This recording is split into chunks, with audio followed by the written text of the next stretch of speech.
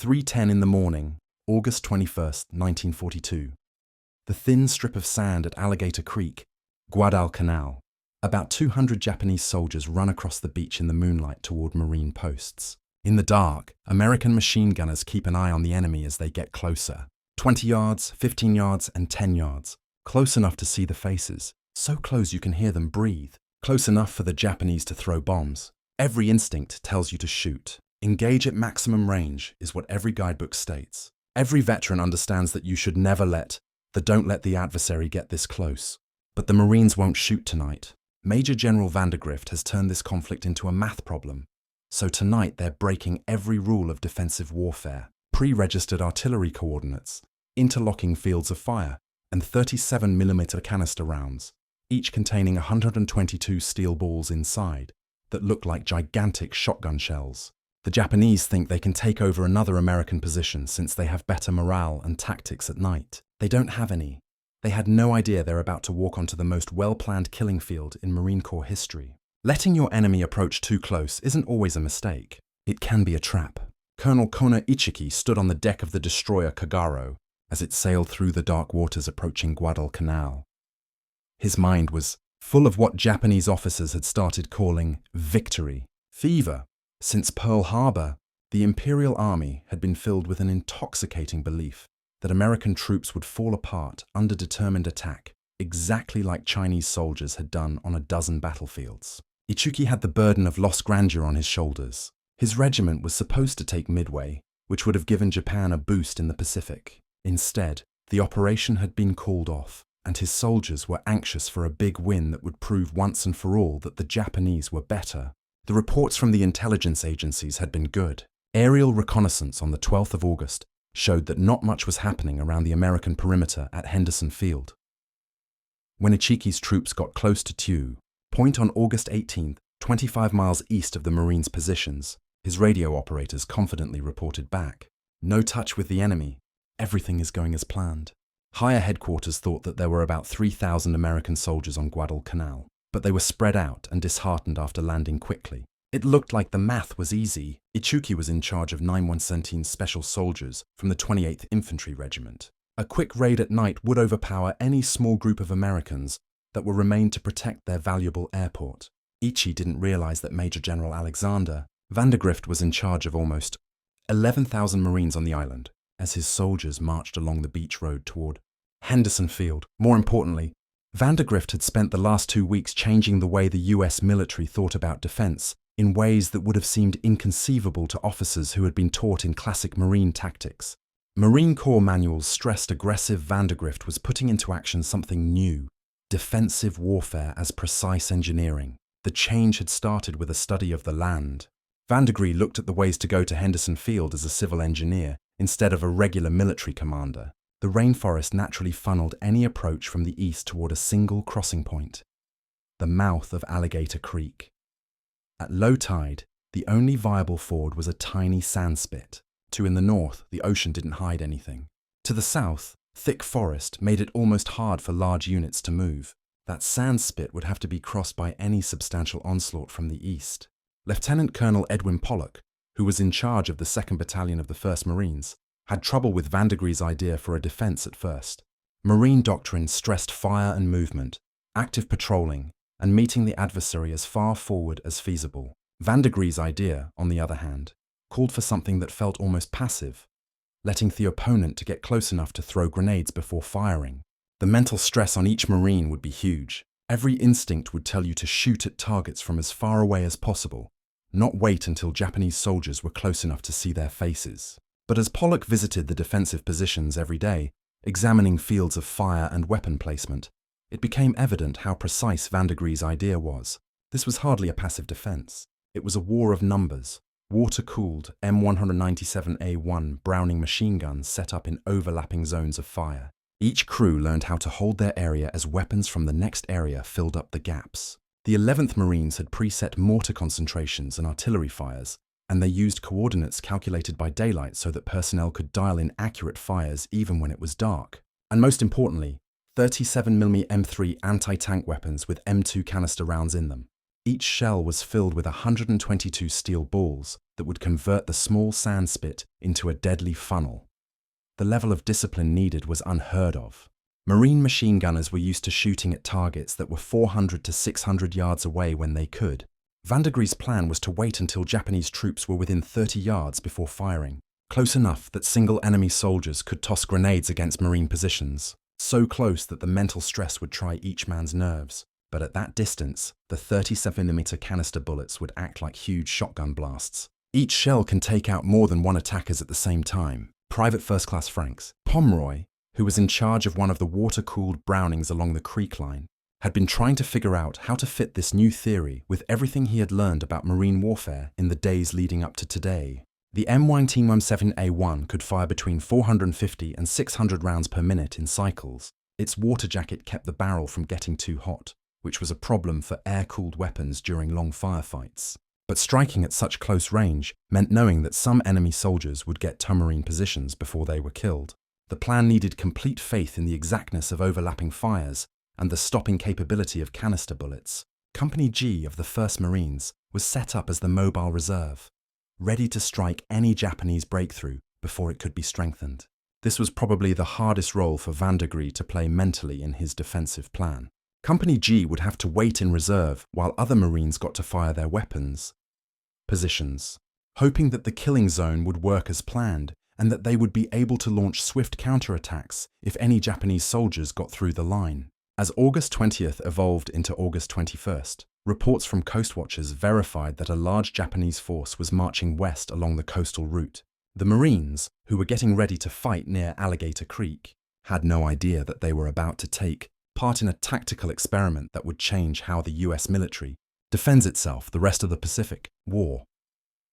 They only knew that their commanding general had told them to let the enemy reach closer than any Marine manual had ever thought possible, and to trust calculation over instinct. The shape of death was determined by the land itself.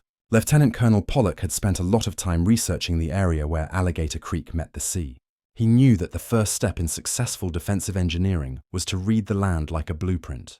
The creek made a natural wall that ran roughly north and south before turning east and flowing into the ocean. On the western side, where the Marines had set up their main line of defense, the earth raised slightly, giving them a clear view, and fields of fire across the tiny sand spit that was the only good place to cross at low tide. The vast ocean to the north didn't hide assault forces. To the south, thick jungle growth made it almost impossible for large units to maneuver. Any substantial attack from the east would be put into a funnel that was less than 50 yards wide. Pollock had set up his machine guns with incredible accuracy. Each M1907A1 Browning was used to cover certain areas, and they were placed so that they overlapped with other weapons to fill up any gaps. The water-cooled barrels could handle the long periods of shooting that this defensive idea called for. Each gun crew had spent days determining ranges to important topographical features and marking their aiming points, so their guns wouldn't overheat during long fights like air-cooled weaponry would. Stakes for reference points that have already been set. At night, when they couldn't see anything, the machine gunners could move their guns to pre-registered positions and shoot accurately based only on math, not on seeing things. The artillery part of Vandegries's defensive plan was probably the most advanced fire planning the Marine Corps has ever done in battle. The 11th Marines forward observers had already set up concentration posts on the east side of Alligator Creek during the day, calculating exact distances and compass bearings. Then, these coordinates were put on shooting charts so that artillery personnel who were miles behind the front lines could fire accurately in total darkness. The system changed night artillery from guessing to precise engineering. When observers asked for fires on pre-registered concentrations, gun crews could just dial in the settings they had already set and fire, knowing their bullets would hit right where it needs to be. The 37mm anti-tank weapons were the most cutting-edge part of the plan to defend. These weapons were made to fight enemy armor, but they were being used in an infantry support role that took advantage of their special characteristics. There were 122 steel balls in each M2 canister cartridge that was loaded into an M3 cannon. When fired, these rounds acted like huge shotgun shells, making a cone of damage that could take down several assailants at once. The canister rounds at distances of 20 to 30 yards would work best if each steel ball kept its deadly speed while, spreading out to cover the whole width of the sand spit crossing point. The mental demands of this defense system were more than what Marine training had prepared the guys for. Private First Class Pomeroy and his machine gun crew had trained the procedures many times, but letting armed enemy soldiers get within hand grenade range tested every instinct for life. The M1-1107A could hit targets well at distances of 800 to 1,000 yards under perfect conditions. Accepting that some assaults would get near enough to toss grenades or even try to overrun individual battle positions before being killed down meant waiting until Japanese soldiers were within 30 yards. Fire discipline was the most important thing that would decide whether they succeeded or failed. Each weapon system had its own job to do in the broader defense plan. The cannons with a caliber of 37mm would only engage after Japanese troops got to the planned kill zone on the sand spit. Machine guns would pause their fire until the canister rounds were gone. Then they would begin fire with overlapping fires to kill any survivors who tried to keep attacking. Artillery would focus on the eastern bank to keep reinforcements from helping the first waves of attacks. The timing had to be just right. If you shoot too soon, the Japanese troops will be able to scatter and find cover. Waiting too long was dangerous, being overwhelmed before the defensive fires could do what they were supposed to do.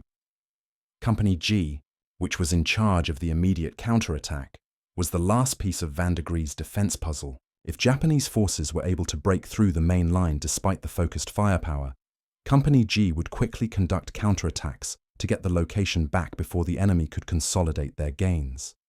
The reserve company had to stay in covered positions, ready to move at a moment's notice, while trusting that the main defensive positions would direct any breakthroughs onto areas where counterattacks would be most successful. The engineering parts of the defensive design included more than just where to put the weapons. They also included how to manage and restock ammunition.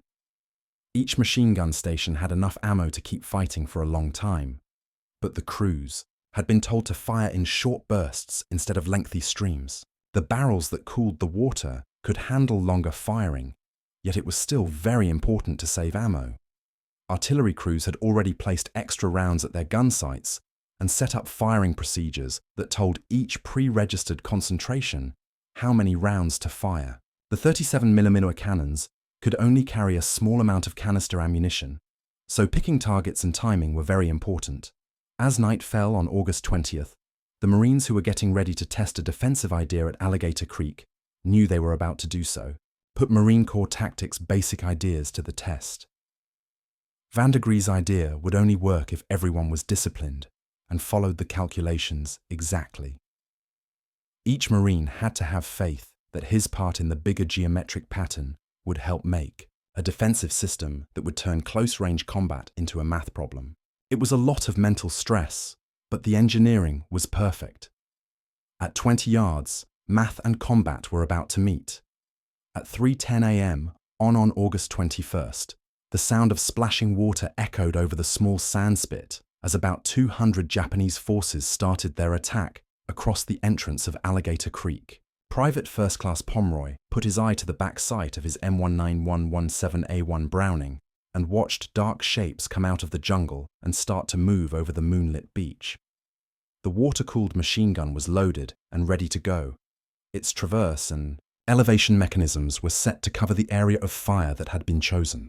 Every instinct told him to open shoot right away to kill the enemy as they moved forward and were silhouetted against the pale sand and black ocean. But Pomeroy didn't fire because Lieutenant Colonel Pollock had taught every Marine along the defensive line to respect the rules. The Japanese soldiers moved like they were sure they were going to win a surprise strike.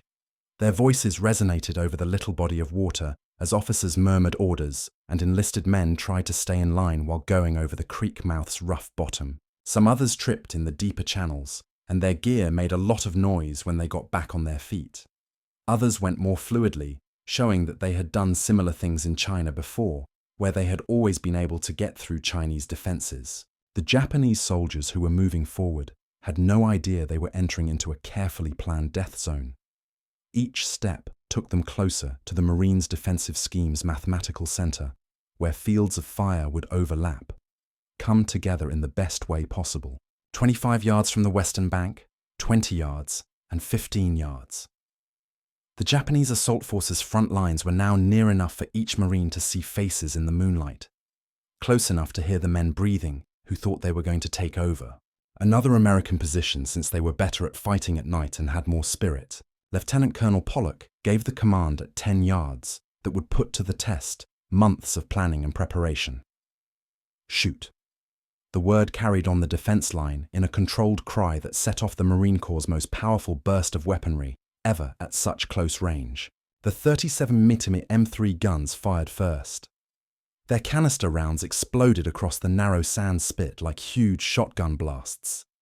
Each M2 canister shell sent out 122 steel balls in a widening cone of destruction that covered the whole width of the crossing point, killing several assailants at once. The effect was instantaneous and terrible. Japanese soldiers who had been moving forward in forms were suddenly spread out all over the sand. The canister fire that hit them at just the right time stopped their attack. The Marine defensive plan was just starting to take shape, though. When the 37mm guns ran out of bullets, the M197A1 machine guns started fire in a way that covered every square yard of the killing zone.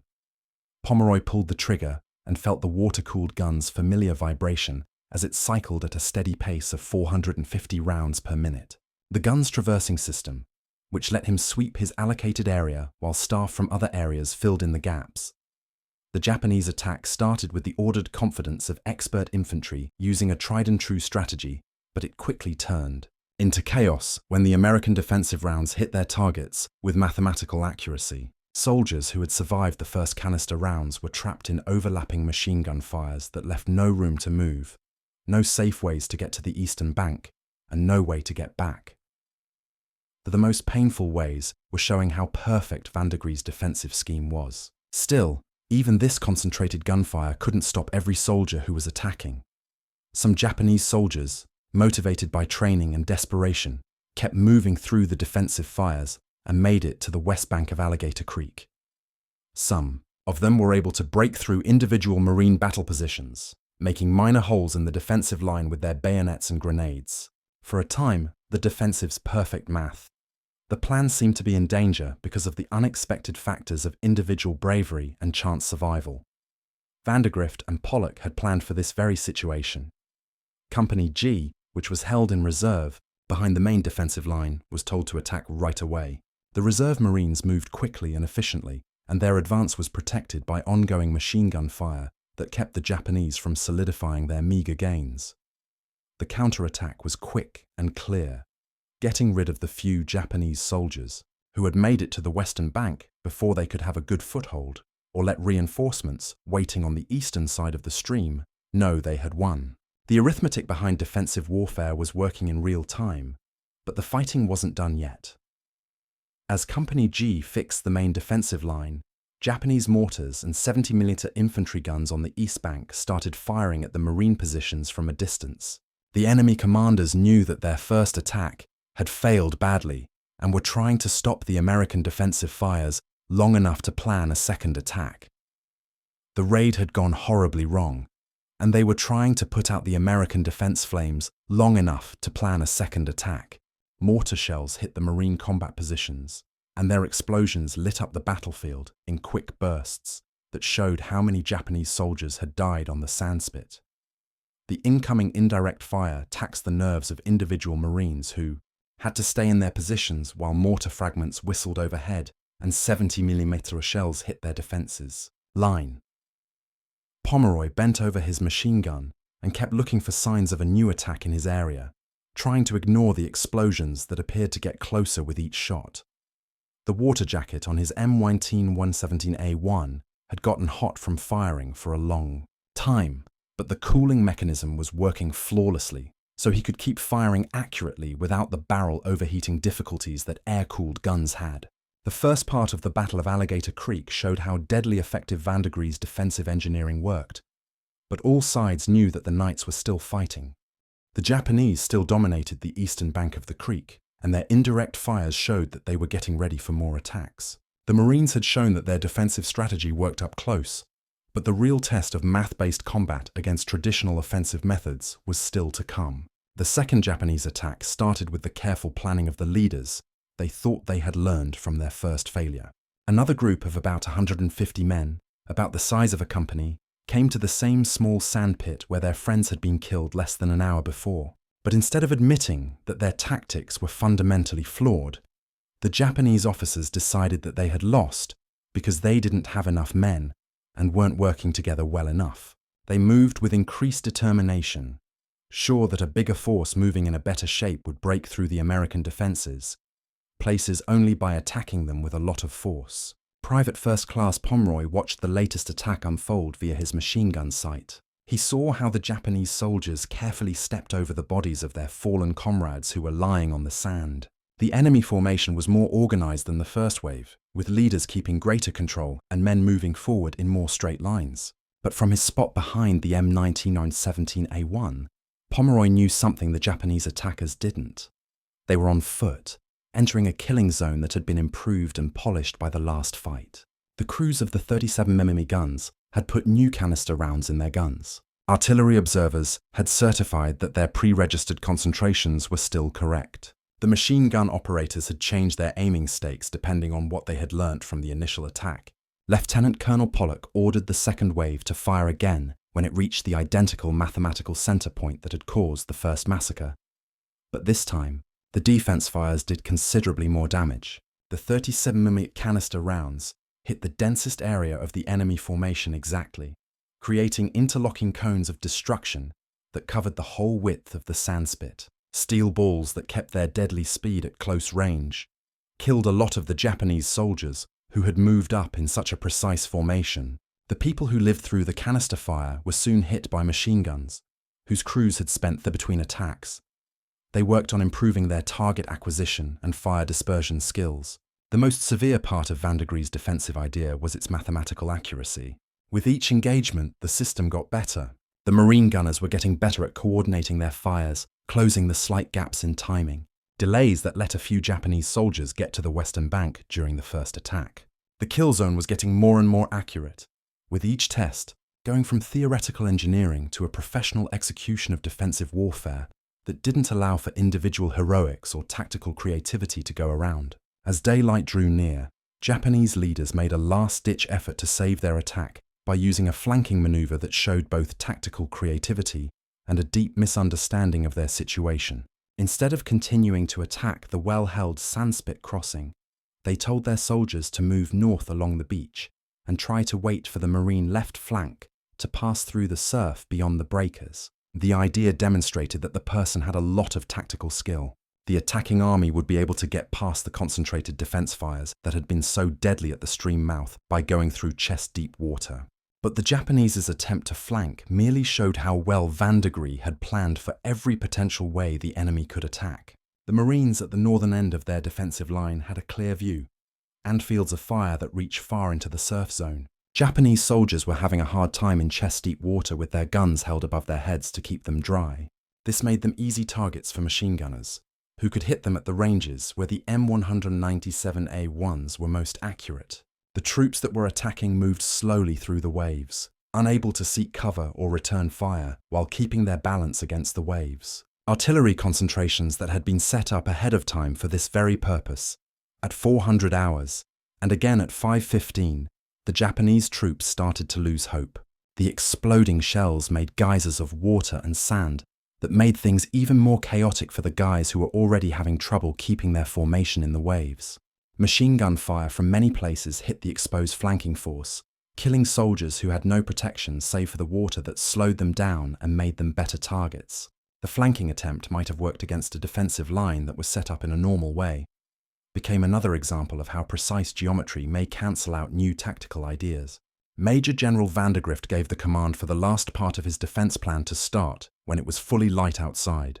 The 1st Battalion, 1st Marines, led by Lieutenant Colonel Creswell, started marching upstream to bridge Alligator Creek at a dry ford some 3,000 yards interior from the battle on the coast. This move was the most advanced example of Vandegri's engineering-based approach to combat. Using defensive flames he was now sending a mobile unit to surround and destroy the whole Japanese position after fixing and destroying the enemy's assault forces. Creswell's unit crossed the upper creek without any problems and began to sweep down the eastern side.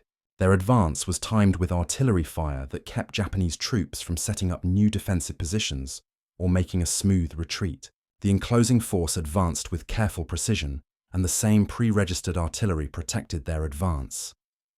Concentrations that had helped the battle's defensive phase.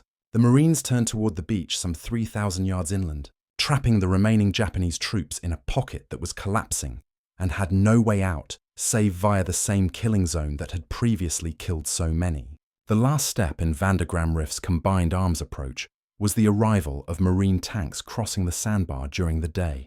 The armor had been kept in reserve during the night to prevent fighting with each other in the dark. Immediately went over the disputed area to give direct fire support to the infantry as they pressed forward. Japanese mines destroyed one tank, but the remaining armor gave the army more mobile firepower that could hit targets of opportunity and help remove enemy positions systematically. Marine Fighter Squadron 223 made their first interception after 127 hours. They had arrived at Henderson Field on August 20th and began strafing runs that closed off the last escape routes down the coastline. The combination of air support for the ground tactical plan showed how Vandegree's defensive engineering had smoothly moved into offensive operations, using the same level of mathematical accuracy that had made the night's defense so successful. By 1700 hours, the Japanese resistance had stopped being organized, and the American defensive doctrine had been fully tested in battle. When the smoke cleared on the morning of August 22nd, Vandegree's defensive engineering was mathematically perfect, could be measured in clear numbers that would change the way the US fought for the rest of the Pacific War. Between 774 and 800, Japanese soldiers were killed on the short sand spit and the beaches around it. Their remains were distributed in patterns that showed how perfectly interlocking machine gun bursts and canister rounds worked. Colonel Ichiki's assault force only caught 15 soldiers alive, most of whom were injured and unable to keep fighting. In light of these losses, there were between 34 and 44 American deaths in action and about 75 injuries. The exchange rate at the sand spit itself was almost 20 Japanese deaths for every American death, which was a mathematical proof of defensive engineering that was even better than Vandegree's most optimistic estimates. Colonel Ichuki's death became a symbol of the clash between traditional Japanese offensive doctrine and American defensive innovation. Several reports said that the regimental commander killed himself after seeing his whole assault force destroyed. However, some historical accounts say that the exact circumstances of his death are unclear. There was little doubt that an expert Japanese officer, who had led successful operations across Asia, had not been able to change his way of thinking about tactics to beat a defensive system based on arithmetic instead of old-fashioned military heroics. The psychological effects of this loss would last through Japanese command organizations, which called into question basic ideas about how well Americans can fight and how strong their defenses are. After the battle, Private First Class Pomeroy looked at his M19917A1 machine gun and found that the water-cooled barrel was still warm from the long shooting that had taken place during the night. The exactness of the defensive fires had been proven not only by the number of casualties, but also by the way weapon systems worked just how their engineers said they would. Even though the guns were in use for a long time at cyclic rates that would have caused air-cooled weapons to break, the water cooling system kept the barrels from overheating. The pre-registered artillery concentrations had hit within yards of their intended targets all night, showing that mathematical fire control might be more accurate than what individual gunners could see. What the battle meant for tactics, there was fighting in Alligator Creek for more than one night. Major General Vandegrift had shown that in modern combat, planned engineering was more important than individual bravery. That defensive positions built with mathematical accuracy could get results that traditional military thinking thought were unachievable. The idea of letting opposing troops get close enough to throw grenades before starting fire went against everything that the Marine Corps taught and trained for. But it had made the most important tactical victory American forces had won since the start of the Pacific War. 3 weeks later, the Alligator Creek blueprint would be put to the test when about 3,000 Japanese troops led by Major General Kiyotake Kawaguchi attacked Marine positions on what would become known as Edson's Ridge. The conflict that took place from September 12 to 14 would use Vandergram Rye's defensive engineering ideas on a far grander scale. Positions that were ready, pre-registered artillery fires, interlocking machine gun coverage, and disciplined fire control would once more be decisive against Japanese night attack tactics. Depending on which historical sources were used, Kawaguchi's attack forces would lose between 700 and 800 soldiers and kill about 100 Americans. Even as the size of war grew, the mathematical link between defensive engineering and tactical success would stay the same. Lieutenant Colonel Edwin Pollock, walking the battlefield where his battalion had used Vandegree's revolutionary defensive idea, knew that they had been part of something bigger than just one battle. The way overlapping fields of fire had worked, the way pre-registered artillery concentrations had worked, and the way canister rounds had worked at close range, had all shown that warfare could be reduced to mathematical equations when commanders had the right amount of discipline to use systematic engineering principles. Through training and reliance in geometric accuracy rather than human heroics, the psychological obstacle of letting armed enemy soldiers get within yards of defensive positions had been met. The battle's larger strategic effects would change how the US military defended itself in the Pacific Theater. Garrisons on islands from Tarawa to Ioma would use what they learned at Alligator Creek. Combining math-based fire planning and geometry location to get tactical results that traditional defensive thinking could never have gotten. American forces would start to use the idea of sacrificing space for statistical certainty, letting enemy troops into predefined killing zones where defensive firepower would be most effective. This was a common way for American troops to deal with Japanese assault tactics. Jacob Vioza, a Solomon Islander, was the person who made mathematical warfare possible by using his knowledge to help the Marines set up their defensive trap with such exactness. Was the human factor that made mathematical warfare conceivable. His capture and torture by Japanese forces, followed by his escape and warning to American superiors, gave Vandegree the tactical information he needed to put his defensive engineering into action at the correct time and location. The Marine defensive plan might have been spent on an empty battlefield if Vuza hadn't told them how many Japanese troops there were and where they were going to attack. But the last lesson of Alligator Creek may have been the most important. They won because they made a night attack into a math problem and solved it at 20 yards. Old-fashioned military doctrine said that you should meet the enemy as far forward as possible, hit objectives from as far away as possible, and keep the adversary from getting close enough to fight.